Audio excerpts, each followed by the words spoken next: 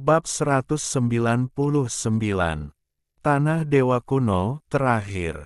Wang Lin dengan jelas mengingat berapa banyak kristal es yang telah dia serap. Setelah kristal es ke-70, mereka membutuhkan waktu beberapa kali lebih lama untuk diserap.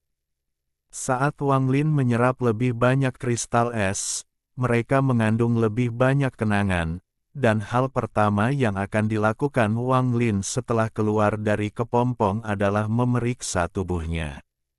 Saat dia menyerap lebih banyak warisan, spekulasinya terkonfirmasi. Bintang di dahinya mewakili berapa kali tubuhnya telah mengalami rekonstruksi.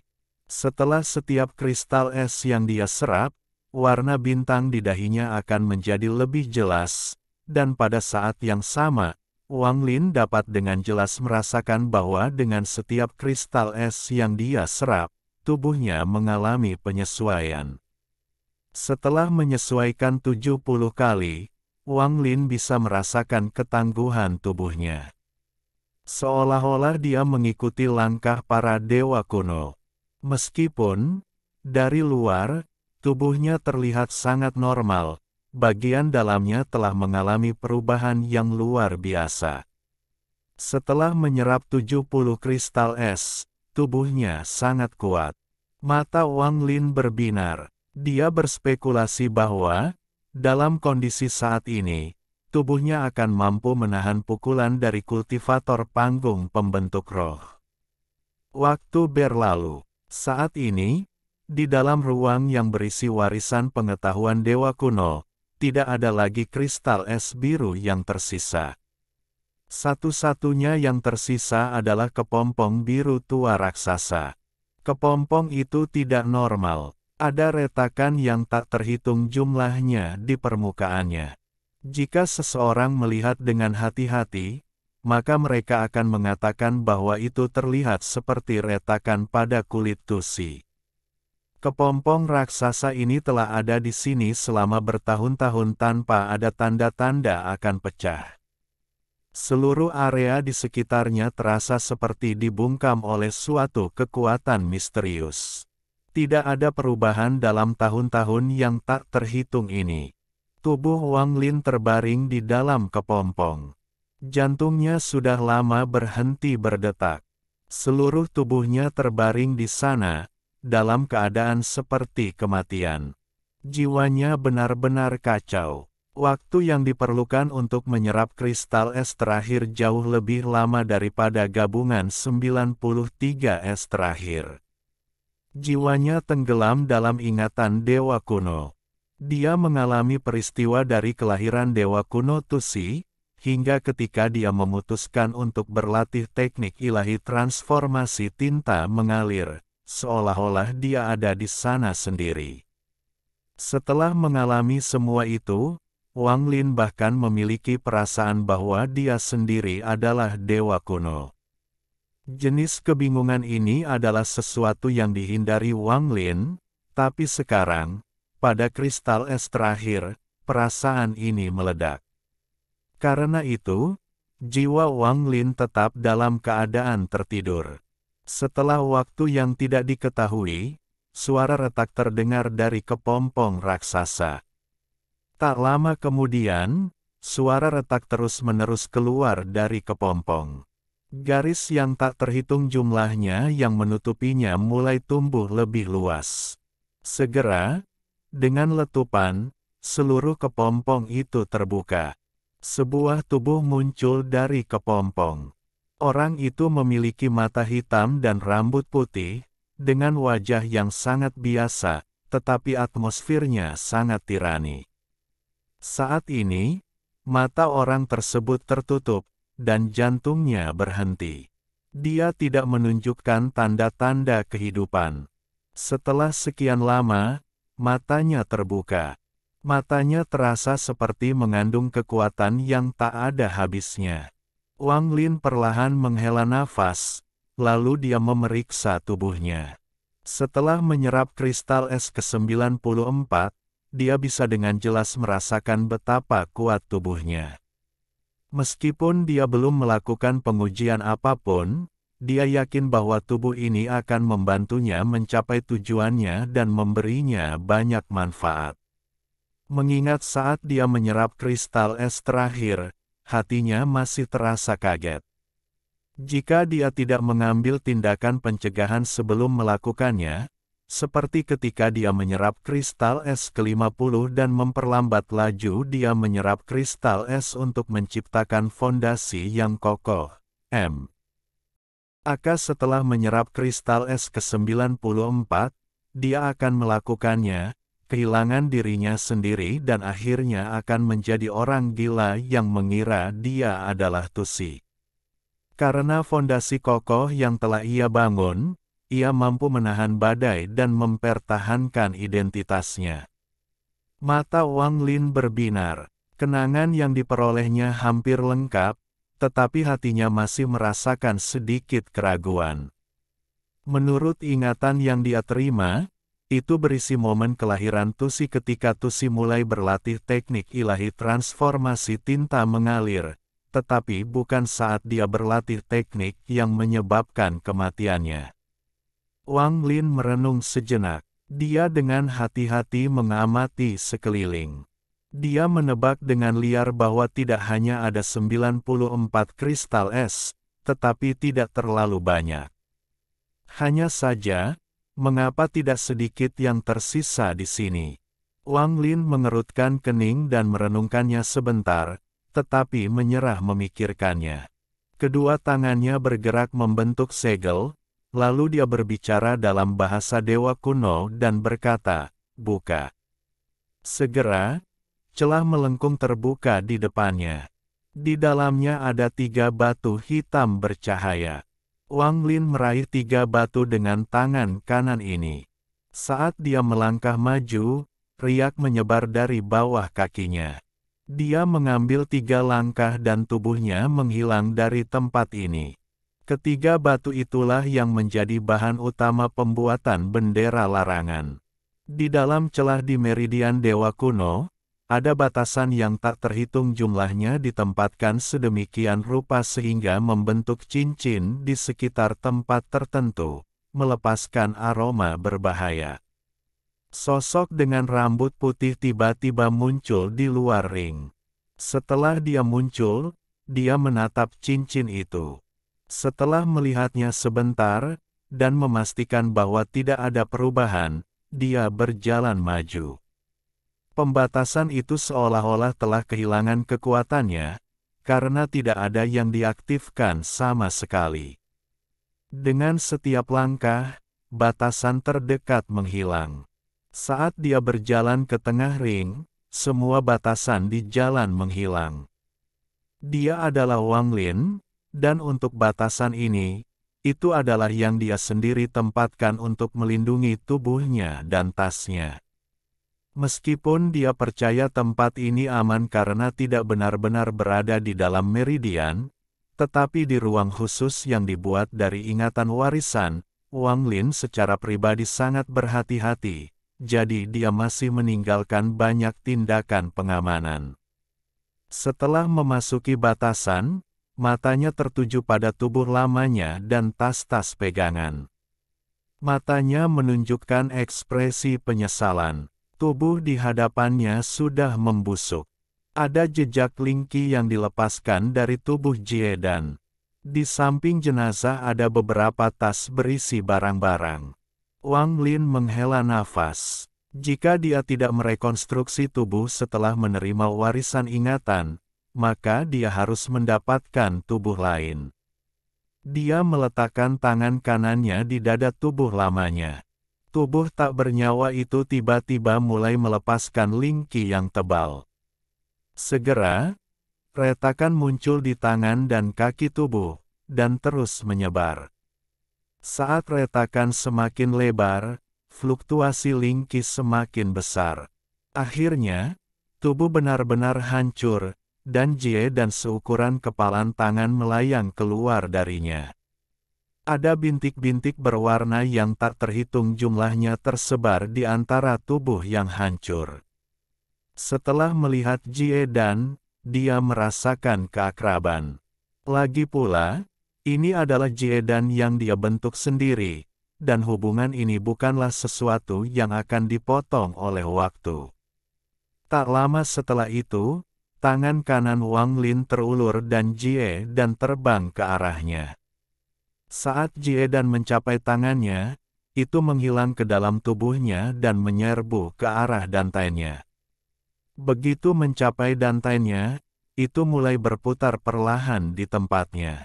Gelombang Lingki menyapu tubuh Wang Lin.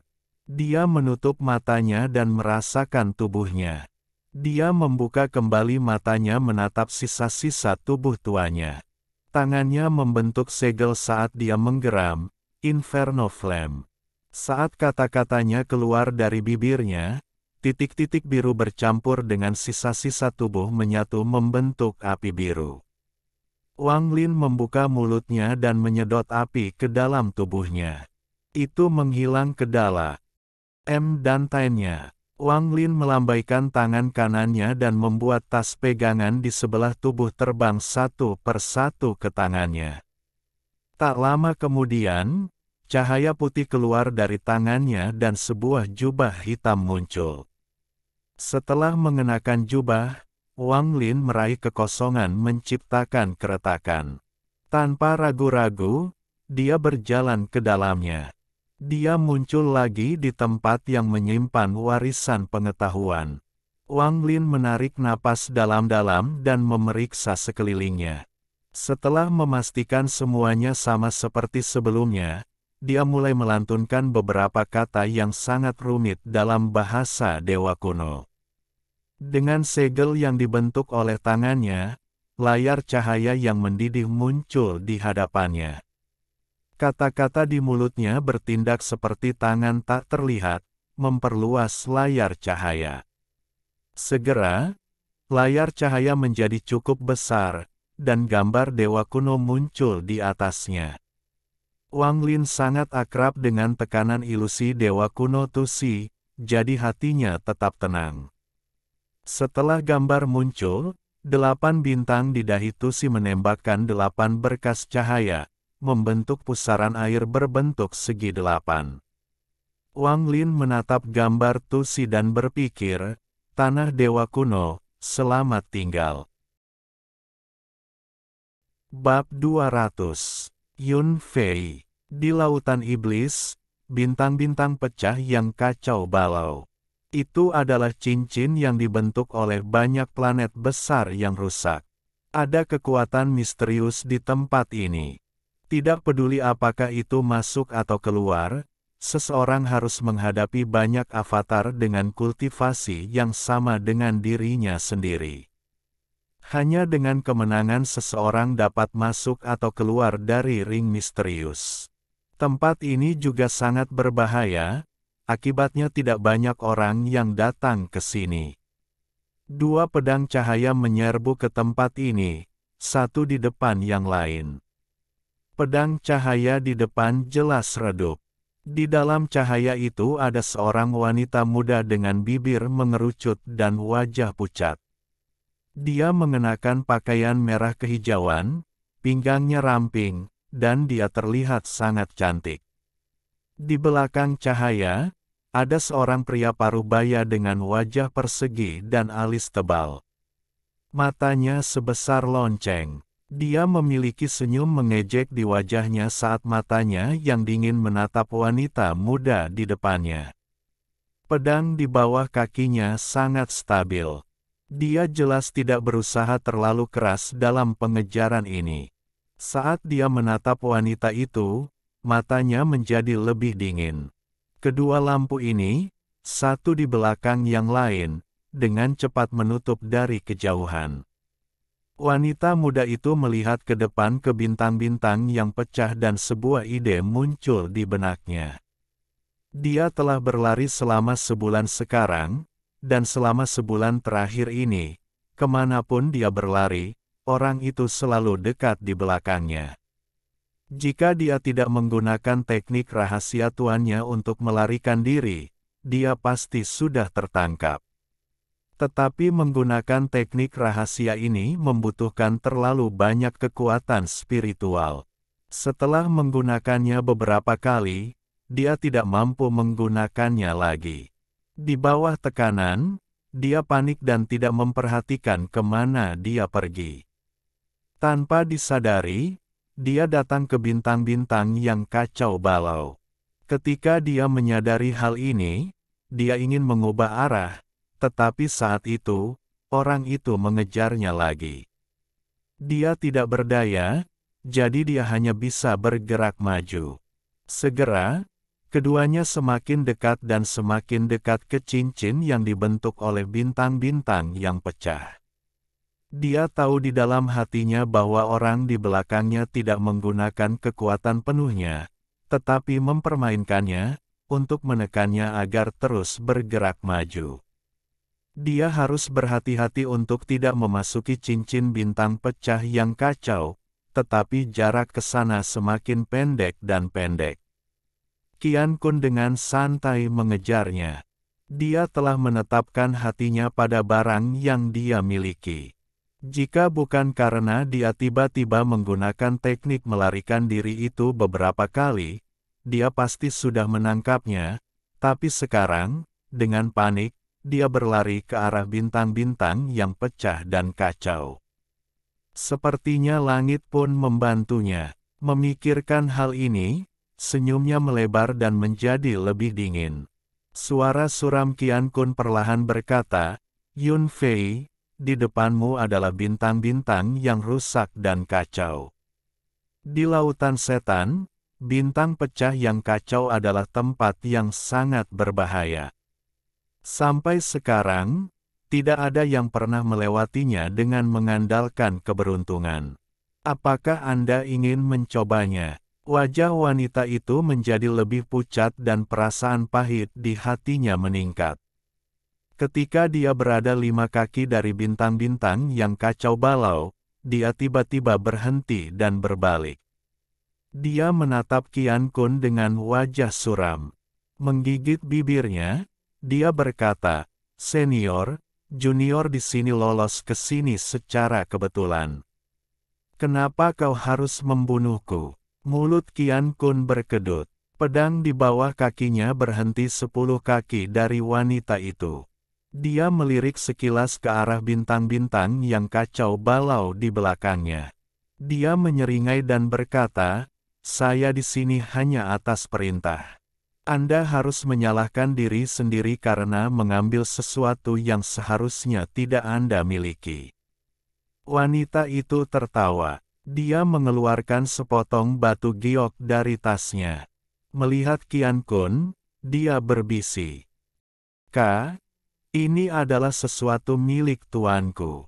Bagaimana itu sesuatu yang tidak seharusnya saya ambil? Senior, di dalam istana ajaib, ada replikanya. Bahkan jika saya mengambil ini, itu tidak mempengaruhi istana Enchanted sama sekali."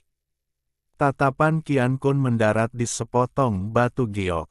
Ekspresinya penuh dengan keserakahan. Tugasnya adalah membunuh wanita ini dan mengambil kembali batu gioknya. Ada segel yang ditempatkan oleh istana ajaib di atas batu giok ini. Qian Kun tahu bahwa bahkan jika dia ingin mendapatkannya, dia tidak dapat menggunakannya, hanya mengembalikannya. Dan wanita ini bernama Yun Fei. Meskipun identitasnya ambigu, dia bisa membaca batu giok ini. Jika tidak, dia tidak akan memiliki kesempatan untuk mencurinya. Justru karena rangkaian kejadian ini, dia tidak hanya membunuhnya, tetapi mengikutinya dari dekat. Qian Kun dengan muram berkata, "Saya tidak tahu apakah mengambil batu giok itu akan mempengaruhi istana ajaib atau tidak. Saya hanya tahu bahwa jika saya mengambilnya, itu akan sangat bermanfaat bagi saya." Wanita itu mengungkapkan ekspresi berani. Dia berkata, "Senior, jika Anda memiliki sesuatu untuk dikatakan, katakan saja, tetapi pertimbangkan pentingnya batu giok ini." Qian Kun tidak mengatakan sepatah kata pun, tetapi sedikit kegembiraan muncul di matanya. Dia sudah tahu bahwa Yun Fei ini adalah penerus dari sekte Qi Huang yang terkenal.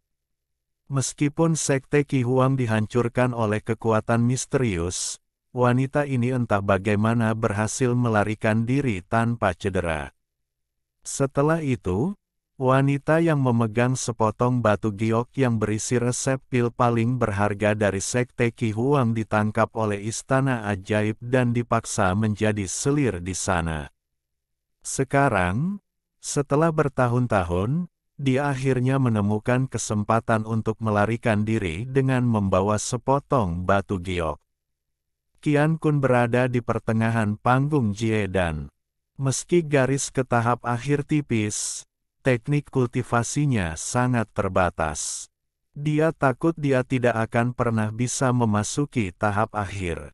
Tapi jika dia bisa mendapatkan batu giok ini dan membuat pil dengan resep di dalamnya, maka dia akan bisa memasuki tahap akhir Jie dan wanita itu menghela nafas berat. Tanpa sepatah kata pun, dia mengeluarkan sepotong giok kosong. Setelah mencetak informasi pada batu giok, dia berkata, "Senior, saya sudah selesai mencetak. Jika Anda membiarkan saya melarikan diri, batu giok ini milik Anda." Qian Kun tertawa dan berkata, "Bagus. Pertama, serahkan batu giok. Setelah saya mengkonfirmasi informasi di dalam, saya akan membiarkan Anda pergi." Saat dia selesai berbicara, dia mulai bergerak maju. Wanita itu dengan cepat berteriak, "Berhenti." Dia memegang giok di tangan kanannya. Dengan sedikit kekuatan spiritual, dia bisa menghancurkan replika ini. Pada saat yang sama, dia mundur 2 kaki. Sambil menatap Qian Kun, dia berkata, "Senior sudah berada di pertengahan tahap Jie dan saya baru saja memasuki tahap Jie dan saya 1 tingkat di bawah senior, jadi saya tidak bisa tidak waspada terhadap senior yang tidak menepati janjinya setelah mendapatkan batu giok." Qian Kun sedikit mengernyit. Matanya yang dingin menatap batu giok di tangannya dan berkata, "Apa maksudmu?" Yun Fei menarik napas dalam-dalam dan dengan jelas berkata, "Saya ingin meminta senior untuk mundur 1000 kaki. Saya akan menempatkan batu giok di sini.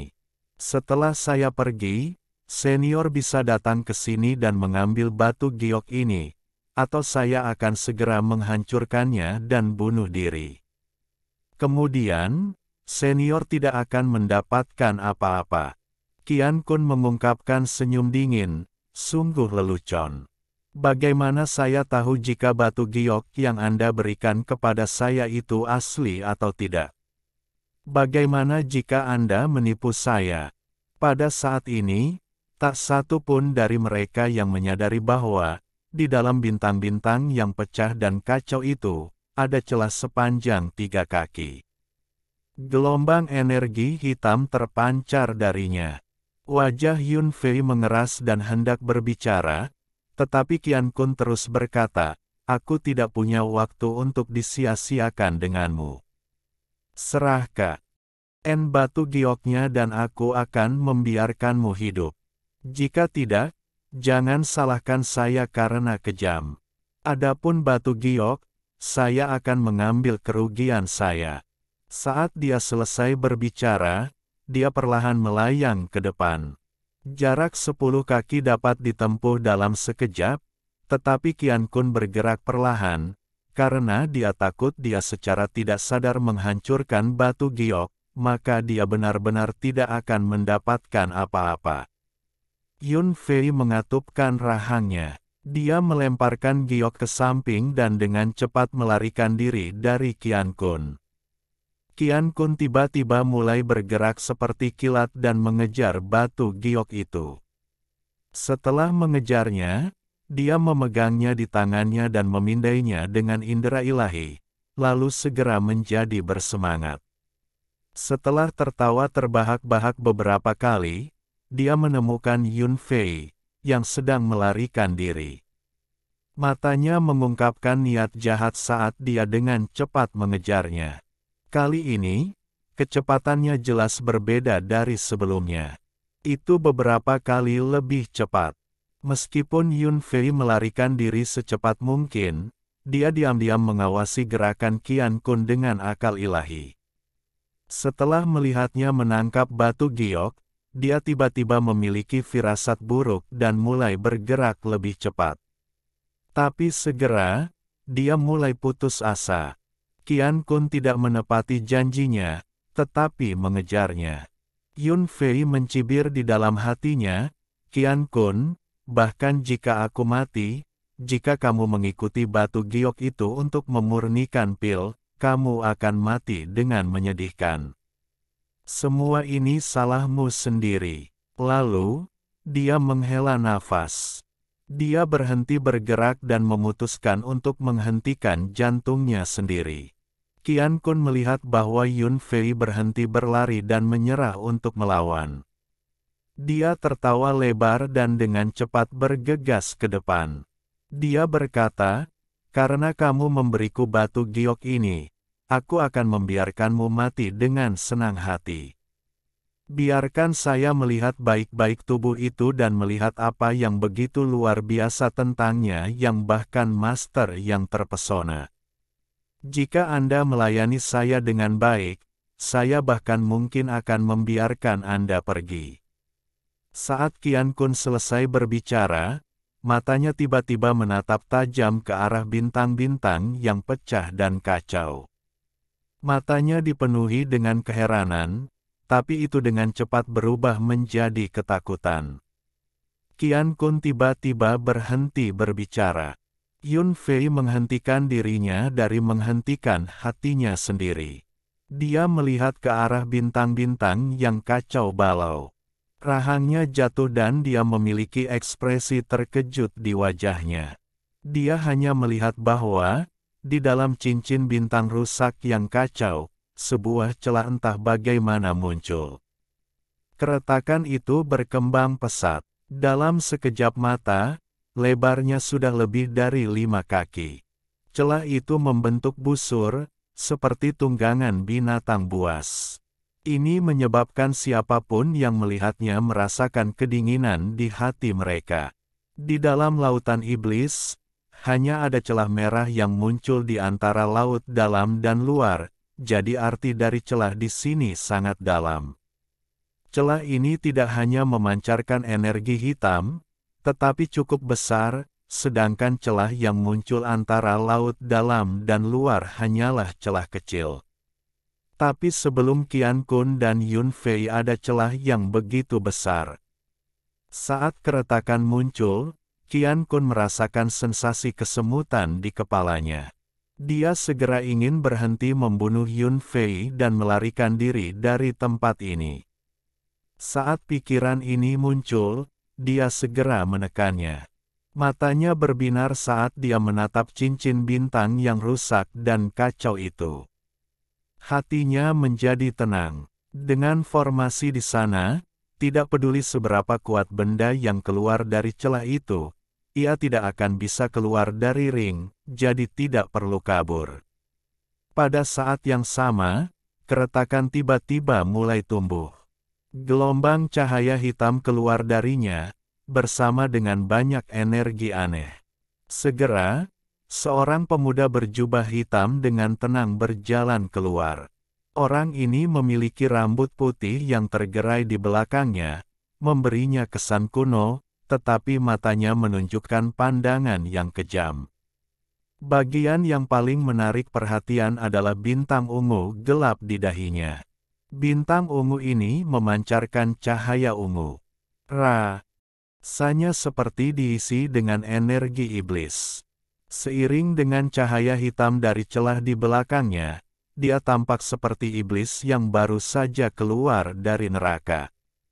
Orang itu bahkan tidak melihat ke belakang. Dia melambaikan tangan kanannya dan celah besar di belakangnya dengan cepat mulai menutup. Hampir dalam sekejap mata, celah itu menghilang sepenuhnya, hanya menyisakan pemuda seperti dewa iblis. Dia berdiri di tengah udara. Matanya menunjukkan tanda-tanda penyesalan dan melihat melalui cincin bintang pecah yang kacau dan melihat Qian Kun dan Yun Fei. Qian Kun merasakan kengerian sejak dia melihat pemuda itu keluar dari celah. Karena ada cincin di antara mereka, dia tidak bisa memindai pemuda itu dengan indera ilahinya. Namun, bahkan jika cincin itu tidak ada, Qian Kun tidak akan berani memindai pemuda itu dengan indera dewanya. Dalam pandangannya, jika orang itu bisa keluar dari celah yang begitu besar, maka tingkat kultivasi orang itu pasti sudah mencapai tingkat yang tak terbayangkan. Pemuda harus setidaknya tahap Yuan Ying, atau bahkan tahap pembentuk roh mitos. Akibatnya, bagaimana dia berani menyinggung pemuda itu?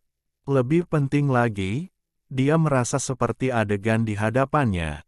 Dia pernah mendengarnya dari suatu tempat sebelumnya, tetapi tidak dapat mengingat dari mana dia mendengarnya. Ketika pemuda berambut putih itu memandangnya, meskipun melalui bintang yang patah, kakinya menjadi lemah dan dia ingin lari, tetapi dia menghentikan dirinya sendiri. Qian Kun tahu bahwa meskipun dia lari, jika pemuda itu bisa melewati ring, maka dia akan bisa mengejarnya secara instan, jadi lari atau tidak lari itu sama saja.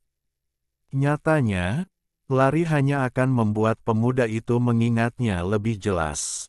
Selain itu, jika pemuda itu tidak bisa keluar dari ring, meski dia tidak lari, dia masih aman. Memikirkan hal ini di dalam hatinya, Qian Kun tiba-tiba berhenti dan menggenggam tangannya. Dia dengan hormat berkata, junior ini adalah murid generasi kelima dari Poison King's Enchanted Palace. Qian Kun menyapa senior. Hati Yun Fei menjadi lemah karena dia baru saja mengalami pengalaman mendekati kematian dan kemudian menyaksikan pemandangan seperti itu. Kesimpulannya hampir sama dengan Qian Kun, tetapi dalam benaknya, dia berpikir bahwa jika dia lari, maka dia akan dibunuh oleh Qian Kun, tetapi jika dia tetap tinggal, mungkin ada kesempatan baginya untuk hidup. Setelah memikirkannya, dia dengan hormat berkata, junior adalah Tu Mo Yun Sekte Ki Huang. Salam senior. Pemuda berambut putih menarik pandangannya setelah melirik mereka dengan dingin. Dia melihat ke arah cincin bintang rusak yang kacau. Setelah merenung sejenak, dia membanting tasnya dan makhluk kecil muncul di tangannya. Binatang itu memiliki 3 pasang sayap di punggungnya. Matanya yang jernih membuatnya tampak seperti paranormal. Itu segera terbang ke depan. Dengan kepakan sayapnya, ia dengan cepat menyerang ring. Segera, itu tiba di dalam ring. Tak lama setelah itu, pecahan-pecahan mengeluarkan cahaya putih. Setelah cahaya memudar, salinan binatang itu muncul. Saat kedua monster itu bertemu, keduanya melepaskan pekikan bernada tinggi dan mulai menyerang satu sama lain. Pemuda berambut putih itu mengerutkan kening. Dia melambaikan tangannya dan tubuh binatang kecil itu tiba-tiba mulai bergetar. Tubuhnya membentuk tornado kecil dan terbang keluar dari ring dan mendarat di bahu pemuda itu. Dengan gerakan tangannya, binatang itu menghilang. Pemuda berambut putih ini adalah Wang Lin. Dia telah menggunakan metode yang tersisa dalam ingatan Dewa Kuno untuk membuka terowongan untuk meninggalkan tanah Dewa Kuno. Setelah keluar dari terowongan, dia muncul di dalam cincin bintang pecah yang kacau. Jika dia ingin pergi, maka dia harus melewati cincin itu. Dari apa yang dia dengar dari percakapan Duanmu dan orang lain, dia tahu seperti apa cincin itu. Dia berencana untuk menggunakan metode yang sama yang dia masukkan sebelumnya untuk pergi, tetapi susunan transfer itu terlalu rumit, di antara ingatan Dewa Kuno, Untuk beberapa alasan, hampir tidak ada informasi tentang susunan transfer. Setelah memikirkannya, itu masuk akal. Dengan seberapa kuat dewa kuno, benar-benar tidak perlu menggunakan susunan transfer untuk bepergian. Mereka dapat dengan mudah membuka lubang hitam dan melewatinya. Tentu saja, ini tidak berarti bahwa seharusnya tidak ada informasi tentang susunan transfer dalam ingatan dewa kuno. Kalau tidak, mengapa ada susunan misterius di alam keempat? Jika ini benar, maka itu seperti dugaan Wang Lin. Warisan yang dia serap tidak lengkap. Namun, semua ini adalah spekulasi Wang Lin. Adapun apakah semua itu benar atau tidak ada yang benar-benar tahu. Wang Lin merenung sejenak. Matanya dipenuhi dengan tekad dan dia menyerbu ke arah cincin itu. Saat Wang Lin memasuki ring, meskipun ekspresi Qian Kun tenang, hatinya mulai tegang. Ini bukan pertama kalinya dia melihat seseorang masuk ke dalam ring. Bertahun-tahun yang lalu, dia melihat seseorang yang berada di panggung Yuan Ying dari Enchanted Place masuk ke dalam ring. Dia meninggal dengan sangat menyedihkan, bahkan Yuan Ying-nya pun tidak berhasil melarikan diri dan ditelan oleh kekuatan misterius. Jadi ketika dia melihat Wang Lin masuk ke dalamnya, matanya langsung terfokus. Yun Fei bahkan lebih tegang daripada Qian Kun. Dia telah menaruh semua harapannya untuk lolos dari kematian pada pemuda itu. Dia berpikir bahwa jika Wang Lin bisa keluar dari ring, maka Qian Kun tidak akan bertindak gegabah. Dengan giok sebagai hadiah, dia mungkin punya kesempatan. Meskipun semua ini mungkin tidak berhasil, itu adalah kesempatan yang diputuskan Yun Fei untuk diambil. Saat Wang Lin memasuki ring, beberapa pecahan dengan cepat bertabrakan. Dalam sekejap cahaya putih, salinan persis Wang Lin muncul di atas ring. Ketika salinannya muncul, itu mengeluarkan senyum dingin. Itu membanting tasnya dan pedang hitam muncul. Pedang terbang ini aneh. Ada banyak duri di atasnya. Itu jelas pedang terbang pribadi Wang Lin. Wang Lin memindai pedang hitam itu dan benar-benar terkesan dengan kekuatan di balik kekuatan misterius itu, bahkan bisa menyalin harta magis. Bahkan retakan yang dibuat oleh Bongkok Meng ada di sana. Kali ini, Wang Lin memutuskan untuk tidak bertarung. Dia hanya ada di sana untuk mengintai. Setelah salinan mengeluarkan pedang hitam, itu tertawa keras dan pedang itu terbang ke arah Wang Lin. Mulut Wang Lin berkedut. Dia membanting tasnya dan mengeluarkan pedang hitam itu juga. Segera, dua pedang identik mulai menyerang satu sama lain. Tak lama setelah itu, Wang Lin tersenyum dingin. Jirilem Divine Sense-nya tiba-tiba bergerak dan membentuk petir merah. Pada saat yang sama, mata salinan itu juga mengungkapkan kilat merah. Wang Lin menatap salinan itu dengan tatapan bermartabat.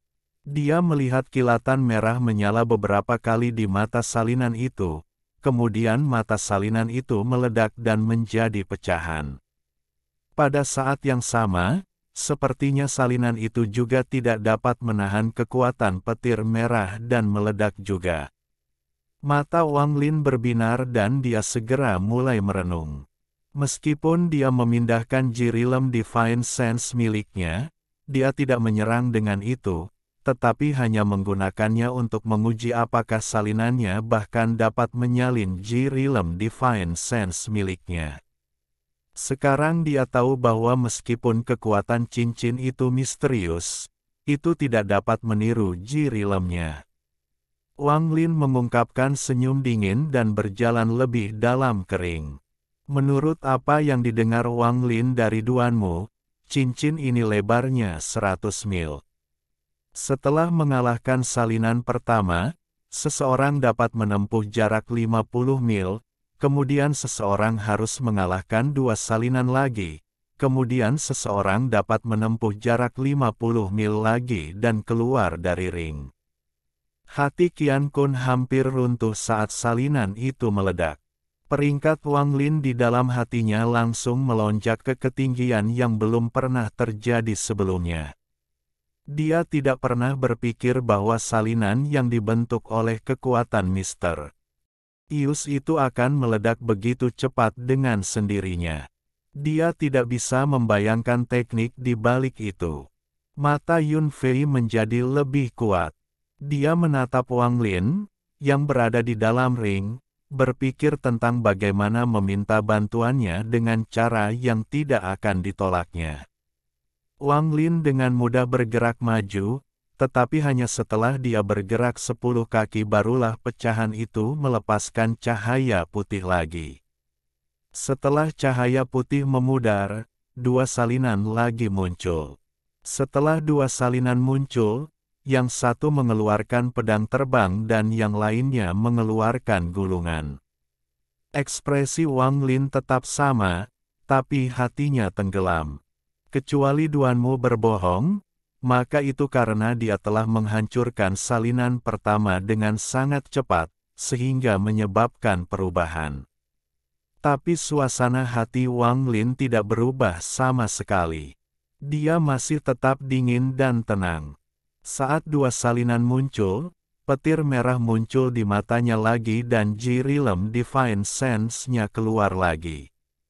Kali ini, kedua salinan itu tidak segera mengikuti dan menggunakan Jirilem mereka, tetapi dengan cepat mulai menggunakan harta mereka.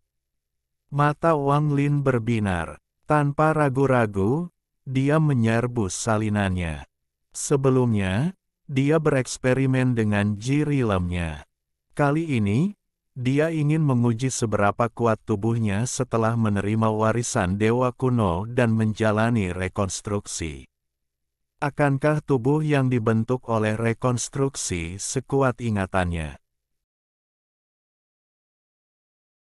Alhamdulillahi jazakumullahu khairo. Oke, cukup sekian novel kali ini. Mungkin ada kata-kata yang kurang pas, saya minta maaf yang sebesar-besarnya. Semoga yang sudah baca Allah paring kesehatan, rezeki yang barokah, dan umur yang panjang. Amin. Untuk membantu admin jangan lupa klik tombol subscribe ya.